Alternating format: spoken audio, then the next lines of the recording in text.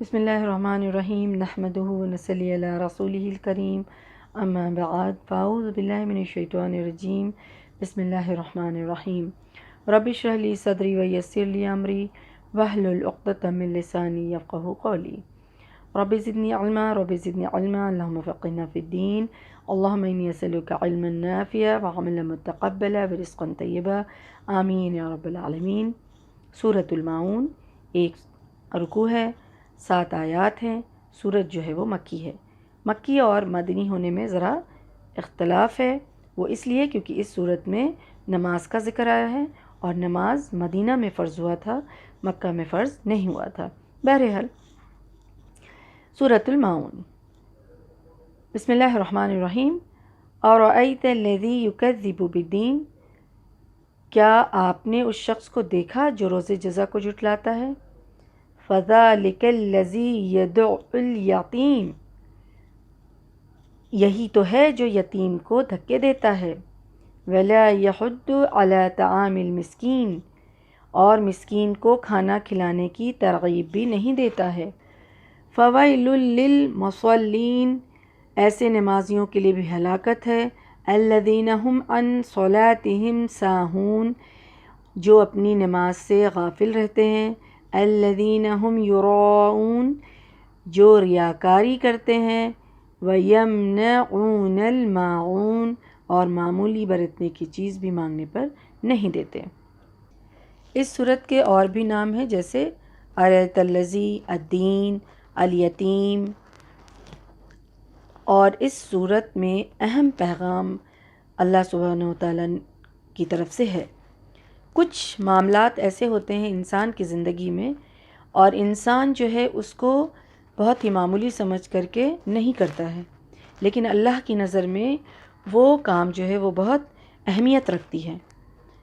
تو اسی طرح کے کچھ احکام جو ہیں اس صورت میں بھی بتایا گیا ہے، اور جس کا بہت اللہ کی نظر میں اہمیت ہے، اور اس کے نہ کرنے والے کے بارے میں بتایا گیا ہے کہ جو عمل اس صورت میں بتایا گیا ہے وہ وہی لوگ نہیں کرتے ہیں، وہی انسان نہیں کرتا ہے جس کو آخرت پر یقین نہیں، جو آخرت کو جھٹلانے والا ہے، جو آخرت پر یقین نہیں رکھتا ہے، جو یہ یقین نہیں رکھتا ہے کہ دنیا میں جو بھی اچھا یا برا انسان کر رہا ہے تو اللہ سبحانہ وتعالیٰ ایک دن، آخرت کا دن یعنی ڈے آف ججمنٹ ہوگا، اور اس دن اللہ سبحانہ وتعالیٰ کے سامنے اللہ سبحانہ وتعالیٰ جج کریں گے، اور ان کے سامنے سب جو ہے وہ نامہ اعمال جو ہے وہ پیش کیا جائے گا، اور سارے لوگوں کا اچھے عمل کا اچھا بدلہ اور برے عمل کا برا بدلہ دیا جائے گا۔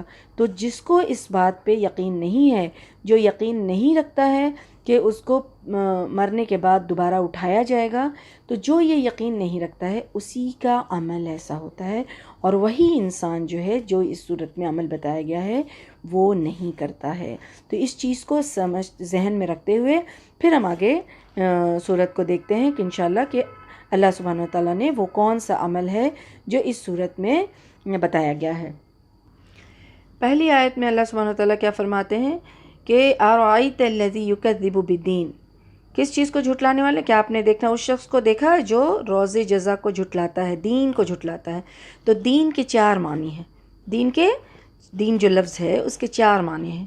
پہلا معنی کیا ہے؟ اللہ تعالیٰ کی کامل اور مکمل حاکمیت۔ دین کا معنی اللہ تعالیٰ کی کامل اور مکمل حاکمیت، صرف اور صرف اللہ ہی حاکم ہے، یہ اس کا معنی ہے۔ دوسرا معنی کیا ہے؟ انسان کی مکمل عبودیت اور بندگی۔ دین کا معنی کہ اللہ کے لیے انسان جو ہے وہ مکمل اللہ کے لیے ہی صرف اسی کی عبادت کرے اور بندگی کرے اس کی۔ تو دین کا معنی، دوسرا معنی ہے انسان کی مکمل عبودیت اور بندگی۔ تیسرا معنی کیا ہے؟ قانون جزا اور سزا۔ دین جو ہے اس کا کیا تیسرا معنی ہے؟ قانون، کس چیز کا؟ جزا اور سزا کا۔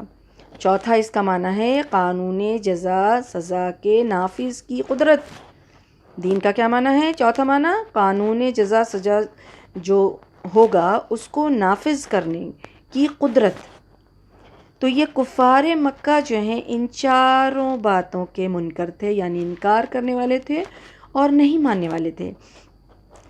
وہ ایک اللہ، جیسے پہلا ہے اللہ کی کامل حاکمیت، مکمل حاکمیت کو ماننا ہے کہ وہی حاکم ہے، تو وہ اس کا انکار کرتے تھے، وہ صرف ایک اللہ کو تو الہ نہیں مانتے تھے۔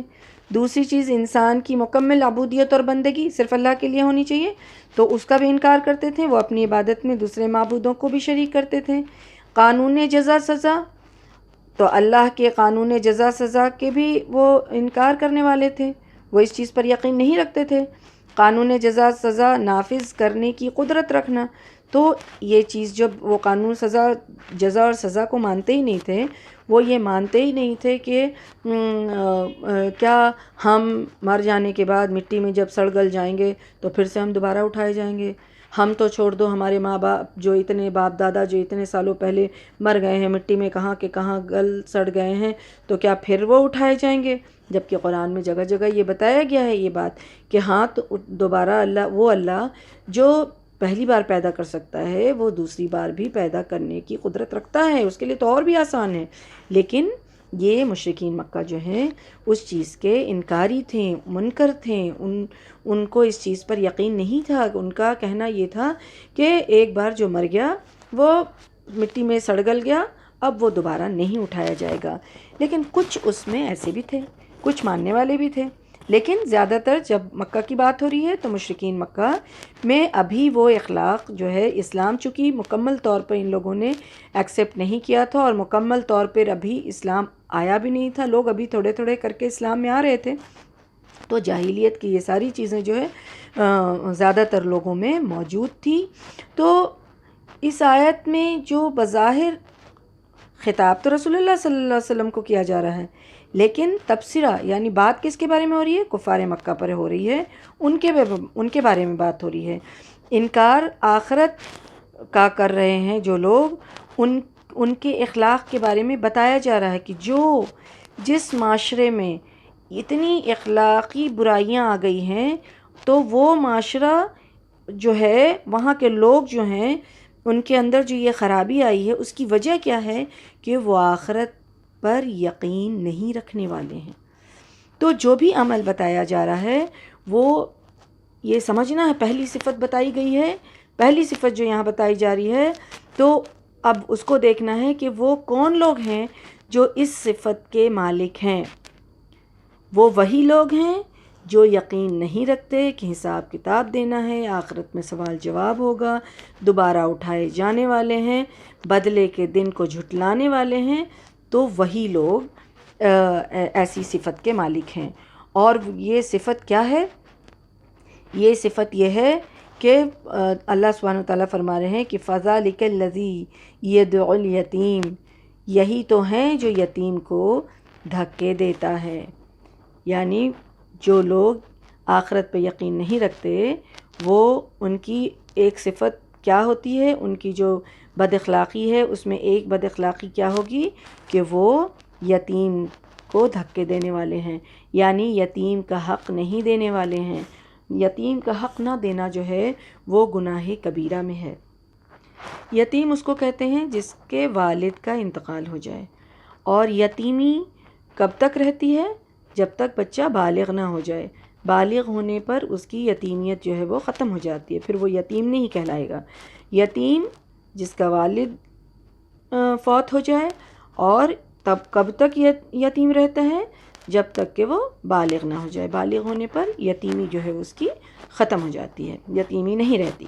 ٹھیک ہے، تو یتیم معاشرے کا، سماج کا سب سے کمزور شخص ہوتا ہے، ہر لحاظ سے یتیم جو ہے وہ کمزور شخص ہوتا ہے، تو اس کا حق جو ہے دینا اتنا ضروری ہے۔ اسلام نے اس کی بہت رغبت دلائی ہے اور اس کے بارے میں بڑی بڑی وعید آئی ہے کہ کوئی ایسا نہیں کرتا تو اس کے بارے میں۔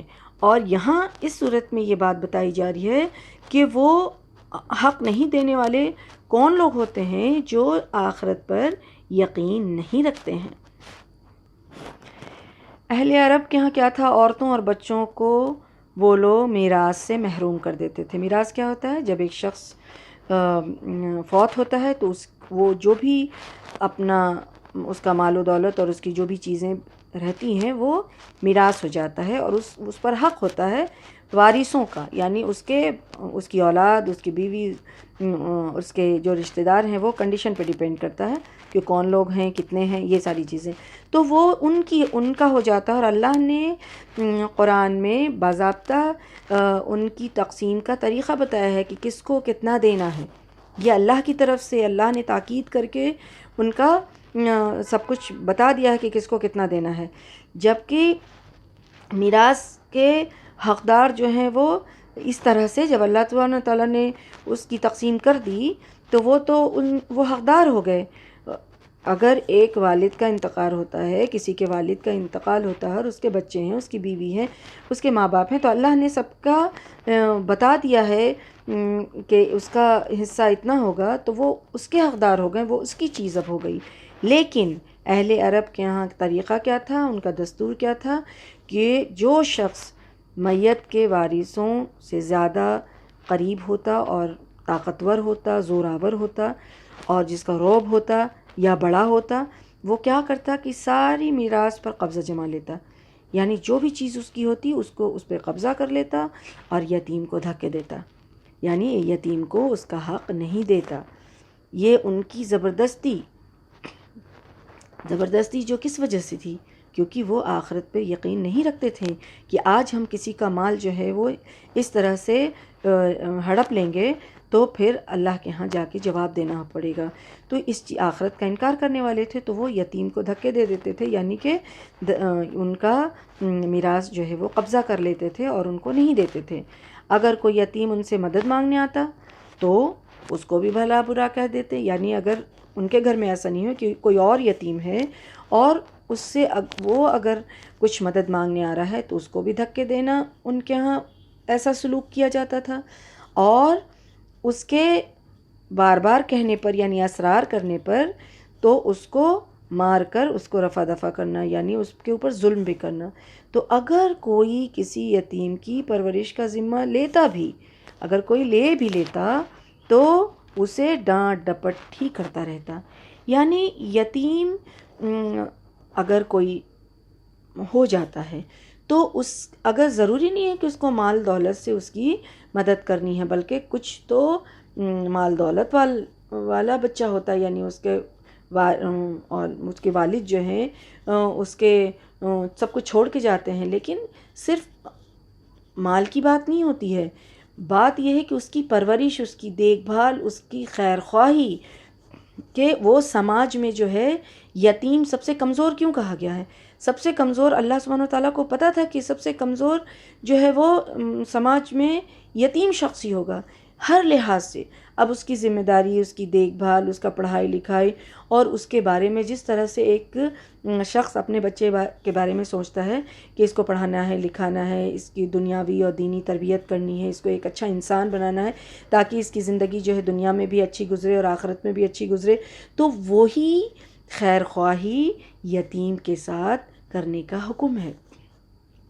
اگر مال اس کے پاس ہے تو اس کے مال کی حفاظت کرنی ہے، اس کے مال کی حفاظت کرنی ہے جب تک کہ وہ بالغ نہیں ہو جاتا، اور حفاظت میں اگر حفاظت کرنے والا اگر خود مسکین ہے، غریب ہے، تو ایک اجرت کے طور پر یعنی سیلری کے طور پر وہ تھوڑا لے سکتا ہے، یعنی اپنی ضرورت پوری کرنے کے لیے، لیکن ایسا نہیں کہ اس کے سارے مال کو ہی ہڑپ کر جائے، یا پھر جب وہ بڑا ہوا اور کہے کہ بھائی تمہارے مال کی اتنے دن ہم حفاظت کیے، یا تمہارے بزنس تھا تو اتنا چلایا، یا تمہارے مال کے بارے میں اس سے یہ کام کیا، وہ کام کیا، تو یہ تو ساری محنت میری ہے تو یہ تمہارا اب کہاں سے ہوا، اس طرح کی بات نہیں، جھڑپنا نہیں، ہڑپنا نہیں، بلکہ خیر خواہی کے ساتھ حفاظت کرنا اس کے مال کی بھی، اور اس کی تربیت کا بھی خیال رکھنا، اور اس کی زندگی جو ہے دنیا میں بھی اچھی گزرے اس کا بھی خیال رکھنا، اور آخرت میں بھی یعنی اس کی دینی اور دنیاوی تربیت کا بھی خیال رکھنا اور خیر خواہی کرنا، یہ حکم ہے اللہ سبحانہ و تعالیٰ کا۔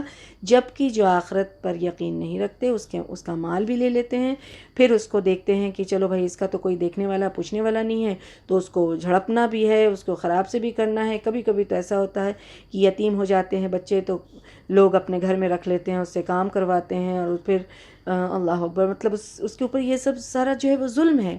اس کے پاس مال دولت ہوتے ہوئے بھی اس کی کوئی کیئر کرنے والا کوئی نہیں ہوتا، اس کو دیکھنے والا کوئی نہیں ہوتا ہے، اس کی خیر خواہی کرنے والا کوئی نہیں ہوتا ہے۔ ہاں، اور بہت جگہ ایسا ہوتا ہے، اور اب بھی ایسا ہوتا ہے کہ اگر لڑکی ہے تو لڑکوں کو اگر کچھ دے دلا بھی دیا، تو لڑکی ہے تو اس کو کہیں گے چلو بھائی تمہاری، پہلے زمانے میں تو عرب میں تو جاہلیت کے دور میں تو یہ ہوتا تھا کہ اپنے ہی گھر میں کسی سے شادی کر دیتے تھے تاکہ وہ مال جو ہے وہ باہر جائے ہی نہ۔ مطلب مال کی محبت ان کے اندر اس قدر، مطلب دولت پرستی جو ہے، مال کی محبت جو ہے، اس وجہ سے وہ آخرت کا انکار کرنا جو ہے نتیجہ تھا کہ مال کی محبت ان کے اندر بہت زیادہ تھی، اور یہی خرابی تھی۔ اور پھر اب بھی یہی ہوتا ہے کہ لڑکیوں کی شادی میں خرچ کیا تو لوگ جو ہیں اس کے بھائی یا اس کے گھر والے یا دوسرے لوگ جو ہیں وراثت میں اس کا حصہ نہیں دیتے ہیں کہ تمہارے اوپر خرچ ہوا ہے۔ تو اس طرح سے کسی بھی طرح سے گھما پھرا کے حق جو مارا جاتا ہے، اس کے بارے میں یہاں کہا جا رہا ہے کہ یہ جو ہے بہت بڑی خرابی ہے، گناہ کبیرہ ہے، اور اللہ سبحانہ وتعالیٰ یہاں بہت بڑی پکڑ ہے اس چیز کی۔ جہاں تک اس آیت کا سوال ہے تو یہ کہا جاتا ہے کہ ابو لہب کے بارے میں یہ آیت ہے کہ جب یہ آیت نازل ہوئی، جو آیت یہ نازل ہوئی ہے کیونکہ ابو لہب جو ہے انتہائی جو ہے بخیل انسان تھا، انتہائی بخیل انسان تھا۔ رسول اللہ صلی اللہ علیہ وسلم تو اس کے اپنے بھتیجے تھے، لیکن اپنی کفالت میں اس نے نہیں لیا، اور اپنی کفالت میں لیا کس نے؟ ابو طالب نے۔ وہ بھی چچا تھے اور وہ چھوٹے تھے، ابو لہب سے چھوٹے تھے، لیکن اور مال میں بھی کم تھے۔ ابو لہب کے پاس تو بہت مال تھا، لیکن ابو طالب کے پاس مال اتنا نہیں تھا۔ وہ مال کے اس میں مطلب دولت کے اعتبار سے وہ غریب، مطلب اتنا نہیں تھا ان کے پاس، لیکن انہوں نے ابو طالب نے رسول اللہ صلی اللہ علیہ وسلم کو لیا اپنی کفالت میں، اور کیونکہ ان کے اندر انسانیت کے اعتبار سے وہ بلند تھے، انسانیت تھی ان کے اندر، ان کے اندر یہ اخلاق تھا کہ ان کو دولت کی ہوس نہیں تھی، وہ دولت پرست نہیں تھے، تو اس لیے انہوں نے خیال رکھا۔ اور جبکہ ہوتا کیا ہے اور ہونا کیا چاہیے، جس کے پاس دولت ہے وہ لے، وہ خیال رکھے، جو بڑا ہے وہ لے، وہ خیال رکھے، لیکن ایسا نہیں ہوا۔ تو بہرحال کسی کے لیے بھی یہ، کسی کے ضمن میں بھی آیت نازل ہوئی، لیکن بہرحال قرآن تو سب کے لیے ہے، اور آج بھی اگر کوئی ایسا کرے گا تو اللہ کے ہاں اس کی پکڑ ہے، اور وہ وہی انسان کرے گا جو آخرت پر یقین نہیں رکھتا ہے، وہی انسان جو ہے وہ یہ عمل کرے گا۔ اور اس سلسلے میں ایک بڑا عجیب سا واقعہ بھی ہے کہ اس میں کہا گیا کہ ابو جہل ایک یتیم کا وارث بنا تھا، یعنی کہ یتیم کو جو ہے وہ اس کی ذمہ داری اس نے لی تھی۔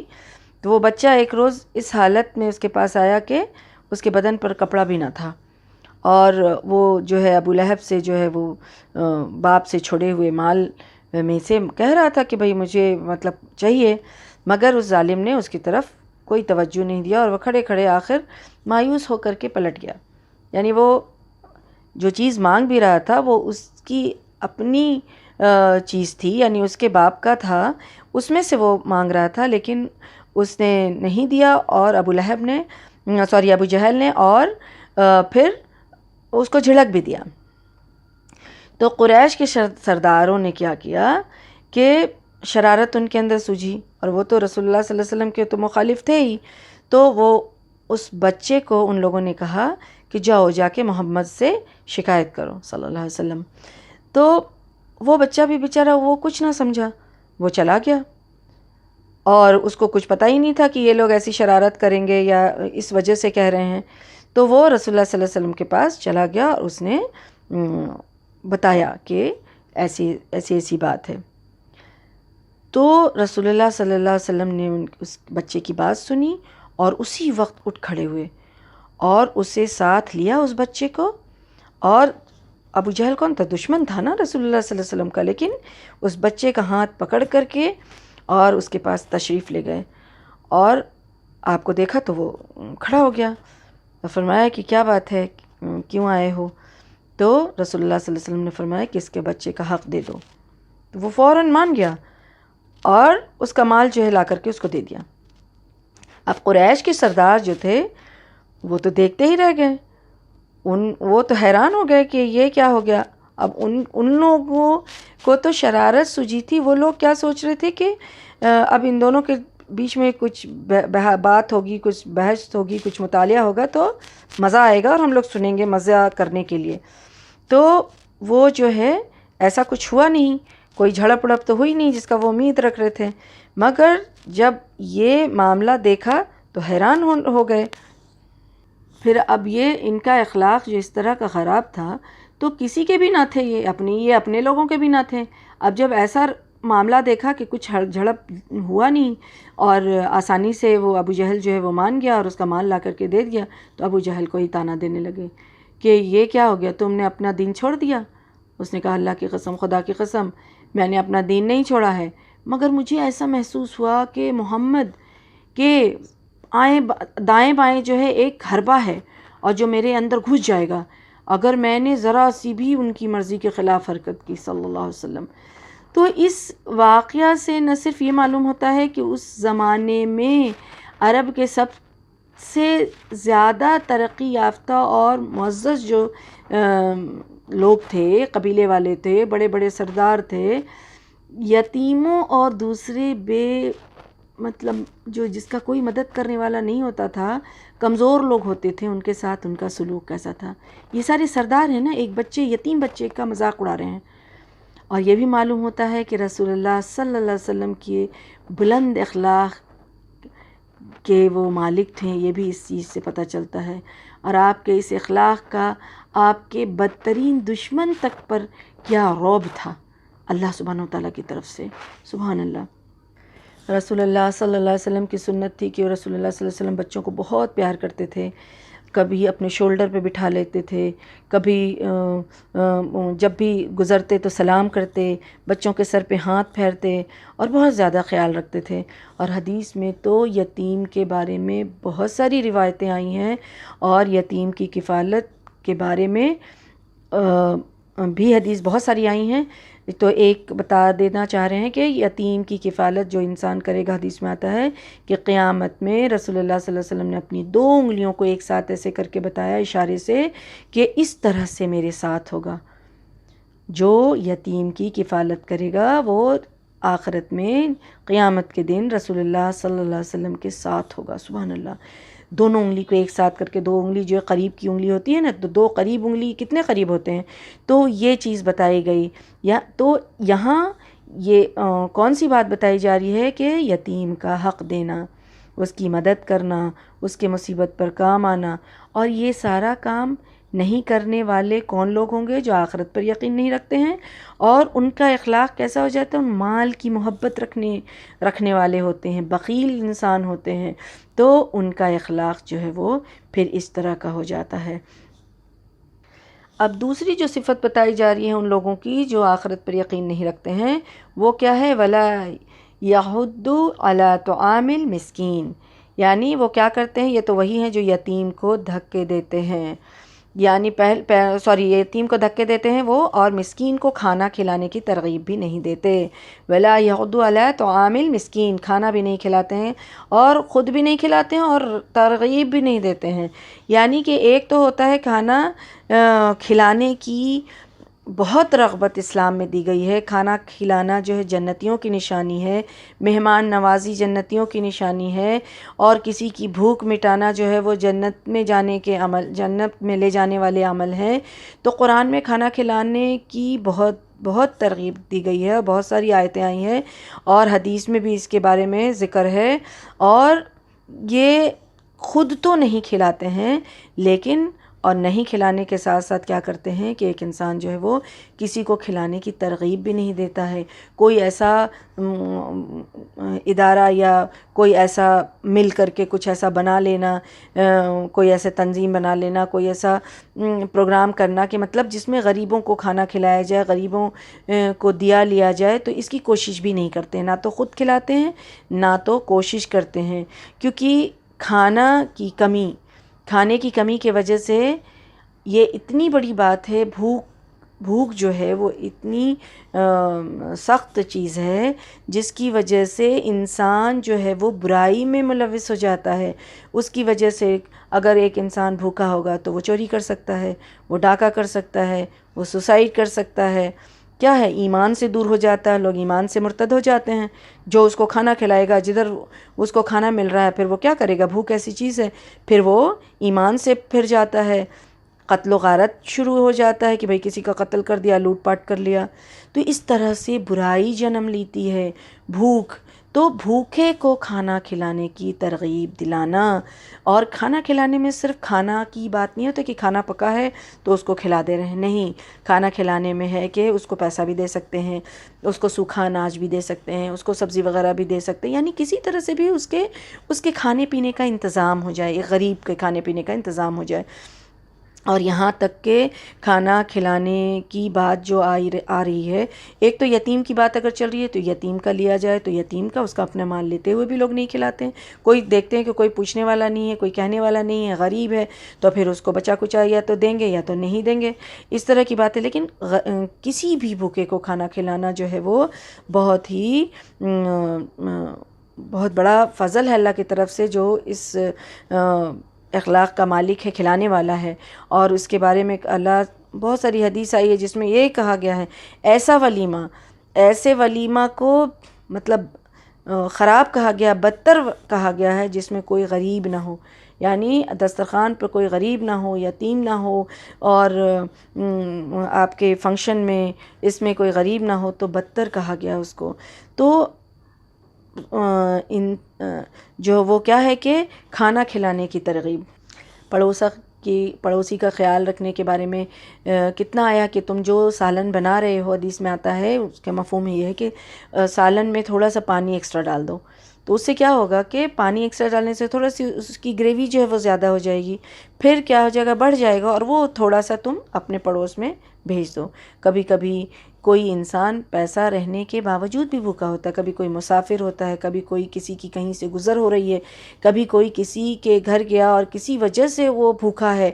تو بھوک جو ہے ایسی چیز ہے، اسی لیے کھانا کھلانے کی بہت ترغیب دی گئی ہے، چاہے وہ یتیم ہو، چاہے وہ بھوکا ہو، چاہے وہ غریب ہو، چاہے وہ پڑوسی ہو، چاہے وہ مسافر ہو، چاہے وہ مہمان ہو. کھانا کھلانے کی جو ہے وہ بہت ترغیب دی گئی ہے. اور یہاں پہ یہی کہا جا رہا ہے کہ وہی کھانا کھلانے کی ترغیب نہیں دیتے ہیں جو آخرت پر ایمان نہیں رکھتے ہیں.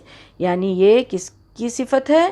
جو دوسری صفت یہ بتائی گئی کہ وہی لوگ نہیں کھلاتے ہیں جو آخرت پر یقین نہیں رکھتے ہیں. اب تیسری صفت بتائی جا رہی ہے، وہ صفت کیا ہے؟ فویل للمصلین، کہ ایسے نمازیوں کے لیے جو ہلاکت ہے. اب یہاں نمازیوں کے لیے ہلاکت کی بات آ رہی ہے، یعنی نماز تو پڑھتے ہیں لیکن پھر بھی وہ ہلاکت میں ہیں، اور ان کے لیے ویل ہے. ان کے لیے کہا جاتا ہے کہ ان کے لیے ویل ہے، یعنی گھاٹی ہے. ویسی کون سی گھاٹی ہے؟ جو بہت ہی خطرناک ہے. وہ ایسا آگ ہے جہنم کا جو دوسرے خود ویل اور دوسرے جہنم کی آگ جو ہے اس سے پناہ مانگتی ہے. اللہم لا تجلنا منہم. تو نماز کے بارے میں کہا گیا کہ ایک تو منافق کی نماز، منافقوں کے بارے میں اگر لیا جائے تو منافق کی نماز کو سستی سے نماز پڑھتے ہیں، لیٹ سے نماز پڑھتے ہیں، جلدی نماز پڑھتے ہیں، لاسٹ ٹائم میں آ کر کے نماز پڑھ لیتے ہیں، یعنی وقت ختم ہونے جا رہا ہے اور نماز پڑھنے آ رہے ہیں، تو ویسے نمازیوں کے لیے ہلاکت ہے. اور مسلمانوں کے لیے لیا جائے تو جب کچھ لوگ ایسے ہوتے ہیں جو ضرورت پڑی تو نماز پڑھا، ضرورت پڑی، کسی مصیبت میں پڑے، پریشانی میں پڑے، بیماری آ گئی، ایگزام دینا ہے، نوکری پانا ہے، کسی بھی ضرورت کا وقت آیا تو اس وقت نماز شروع کر دیا، یا پھر سہولیت سے نماز پڑھتے ہیں، یعنی دل چاہا تو پڑھیں گے، دل نہ چاہا تو نہ پڑھیں گے۔ صبح نیند ٹوٹ گئی تو نماز پڑھ لیں گے، نیند نہیں ٹوٹی تو نماز نہیں پڑھیں گے۔ رات میں اگر تھک گئے ہیں بہت زیادہ تو تھکاوٹ اگر اس لائق ہے کہ نماز پڑھ سکتے ہیں تو پڑھا، نہیں ہے تو نہیں پڑھا۔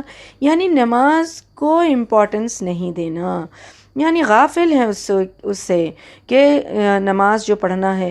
اور تیسری چیز کیا ہے کہ نماز کو پڑھنا ہے تو اس میں یہ ساری باتیں بھی آ جاتی ہیں کہ اس کے ارکان کیا ہے، اس کے شروط کیا ہیں، اس کے فرائض کیا ہیں، اس میں کیسے طہارت لینا ہے، اور کیا نمازیوں کا کیا ہونا ہے، وضو ہونا چاہیے، وضو صحیح سے کرنا چاہیے۔ یعنی اپنی جو ہے وہ اپنے بارے میں ان کو جہنم کہ میں چلے جانے کا یا جہنم کے بارے میں کوئی خیال ہی نہیں ہے، جہنم کے آگ کے بارے میں سوچتے نہیں، مطلب اپنی مرضی ہے، اپنی مرضی، جب جی چاہا پڑھ لیا، کوئی کنڈیشن فالو نہیں کر رہے ہیں۔ تو ایسی نماز پڑھنے والے جو لوگ ہوتے ہیں کہ جب جی چاہا پڑھا، جب جی چاہا چھوڑ دیا، تو پھر ویسے لوگوں کے لیے کہا گیا کہ ہلاکت ہے۔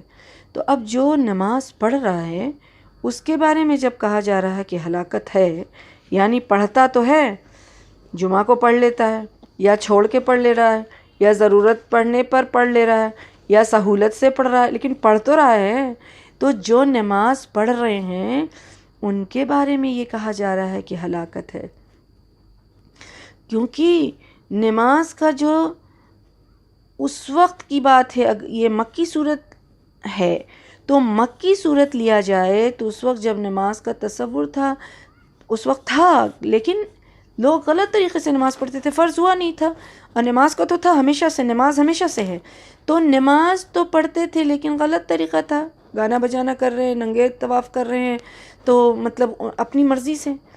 تو وہ چیز یہاں بتائی جا رہی ہے کہ اگر یعنی کہ اہمیت نہیں کہ اللہ سبحانہ وتعالیٰ کے حکم پر، رسول اللہ صلی اللہ علیہ وسلم کے طریقے پر، اور اس کو اس طرح سے پڑھیں کہ، اور اس میں ساری چیز آ جاتی ہے، نماز میں ساری چیز آ جاتی ہے کہ نماز میں خشوع خضوع بھی ہونا چاہیے، نماز کو سمجھنا بھی چاہیے، نماز اللہ کے لیے ہونا چاہیے۔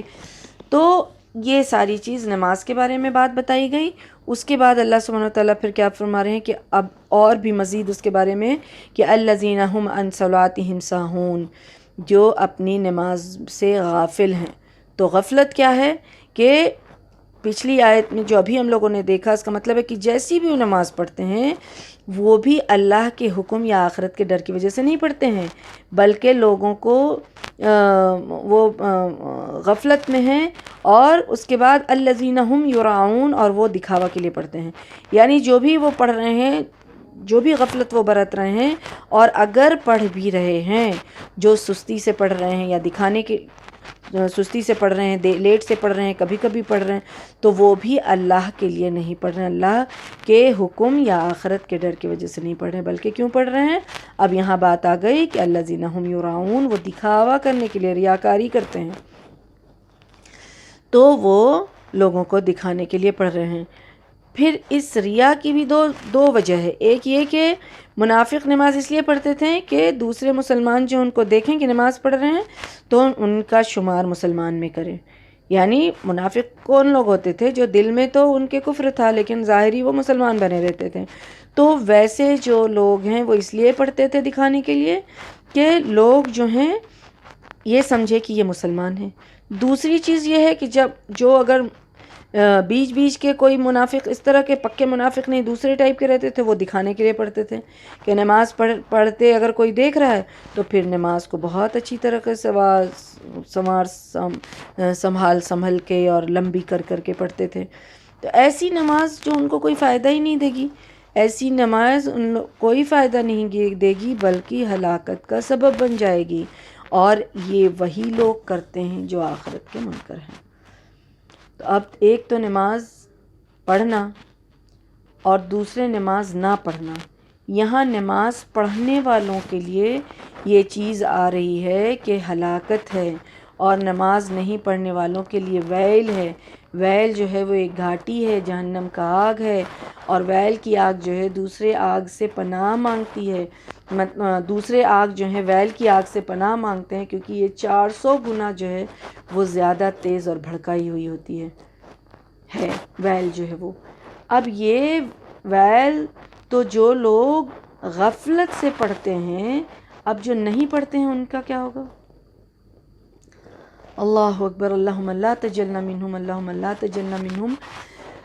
تو یہ نماز کے بارے میں آ گیا بات، اور ان کی ایک خصلت بتائی گئی کہ وہ وَيَمْنَعُونَ الْمَاعُونَ، کہ وہ ایسی خصلت کے مالک ہوتے ہیں کہ اگر ان سے کوئی معمولی چیز بھی اگر مانگے تو وہ نہیں دیتے ہیں۔ معاون کہا جاتا ہے جو چھوٹی چھوٹی چیز جو ہوتی ہے، برتنے کی چیز یعنی استعمال کی چیز، استعمال کی چھوٹی چھوٹی سی چیز جو ہے وہ معاون کہلاتی ہے۔ یعنی جیسے اڑوس پڑوس میں کوئی لوگ کسی کا مانگ لیتے ہیں، جیسے کوئی اگر لکھ رہا ہے، اگر اس کا پین ختم ہو گیا تو ہاں بھائی تھوڑا سگنیچر کرنا ہے، کہیں کچھ کھڑے ہیں سگنیچر کرنا ہے، ہاں آپ کا پین ذرا لے لیں، مطلب بے تکلفی سے اگر کوئی کسی کی چیز جو ہے لیتا ہے پھر واپس بھی کر دیتا ہے، یا پھر اس طرح سے اڑوس پڑوس میں کوئی چھوٹی چھوٹی چیز کسی کے ہاں کچھ ختم ہو گیا، کچھ مانگ رہے ہیں کوئی ضرورت کے لیے، تو یہ ساری چیز جو جس کی کوئی حیثیت نہیں ہے، بس ایسے ہی یعنی معمولی قسم کی ہو اور عام لوگوں کے استعمال میں آنے والی ہو، وہ معاون ہوتا ہے۔ یعنی برتنے کی چیز، استعمال کی چیز، گھریلو استعمال کی چھوٹی موٹی چیز، مطلب یہ کہ پڑوسی سے کچھ اگر کچھ لے لیا تو آخرت کے انکار کرنے والے جو لوگ ہیں اتنے بخل ان کے اندر اتنا زیادہ ہوتا ہے، وہ بخیل ہوتے ہیں کہ وہ جو ہے ان چیزوں کا بھی جو خیال نہیں رکھتے، اور کوئی اگر ان سے کچھ مانگتا ہے تو وہ انکار کر دیتے ہیں۔ کوئی اگر چھوٹی موٹی چیز جو ہے مانگتا ہے تو وہ انکار کر دیتے ہیں۔ آخرت کے انکاری جو ہیں وہ اس طرح کے ہوتے ہیں۔ تو یہ اس صورت میں یہ 3-4 باتیں جو بتائی گئی کہ آخرت، اور یہ صفت بتائی گئی کہ کن کی صفت ہوگی، جو آخرت پر یقین نہیں رکھتے ہیں۔ تو ہم اور آپ، ہم سب کو یہ جائزہ لینا ہے کہ کیا یہ چیزیں ہمارے اندر ہے؟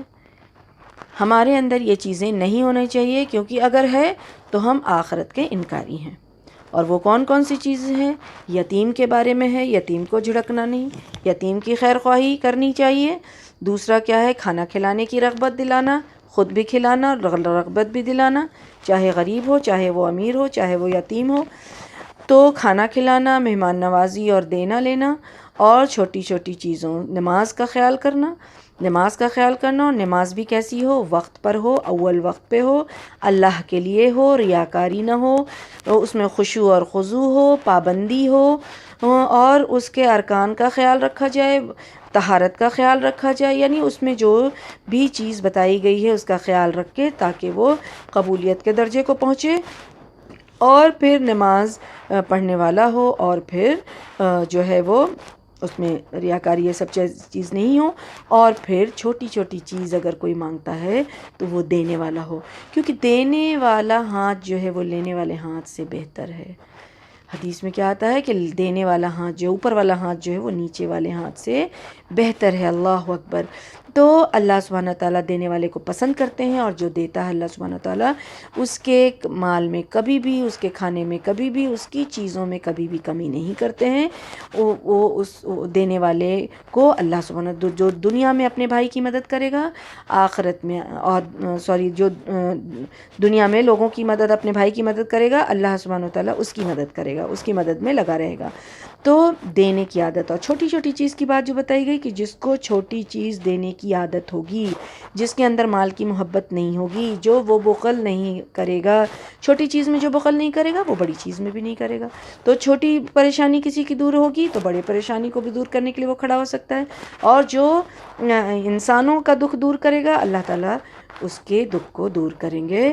تو اللہ سبحانہ تعالیٰ سے دعا ہے کہ اللہ سبحانہ تعالیٰ ہم سب کو سننے اور کہنے کے سے زیادہ، سننے اور کہنے کے ساتھ ساتھ ہمیں سمجھ دے، سمجھا دے، اور پھر اس پہ عمل کرنے والا بنا دے۔ وما علینا الا البلاغ۔